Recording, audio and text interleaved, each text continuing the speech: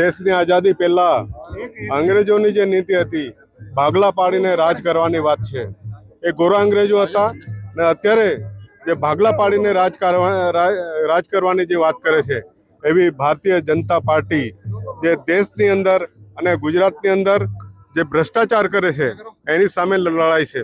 આદિવાસી સમાજને જળ જમીન જંગલનો અધિકાર નથી આપતા, એમના આજે પણ હજારો દાવાઓ એમના પેન્ડિંગ છે અને કોંગ્રેસ સરકારે જે તે વખત આ 2006ની અંદર કાયદો કાઢી અને લોકોને જમીન આપવાની, જંગલની જમીન આપવાની વાત કરી।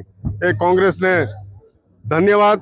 અને ખાસ કરીને આ ભાજપની સરકાર મૂર્ખ બનાવવાના ધંધા કરે છે, આદિવાસીનું જળ જમીન જંગલ છીનવવાની વાત કરે છે। આ વિસ્તારોની અંદર ખોટા કોરિડોરો ખોલીને આ વિસ્તારની અંદર શામળાજીની અંદર જે રીતે કોરિડોર બનાવવાની વાત કરે છે, જે સ્ટેચ્યુ ઓફ યુનિટી લાવીને જે આદિવાસી વિસ્તારના ગામડાઓને વિસ્થાપિત કર્યા છે, એમની જમીનો છીનવી લીધી છે, એની સામેની આ લડાઈ છે। એટલે ભાગલા પાડોને રાજ કરો।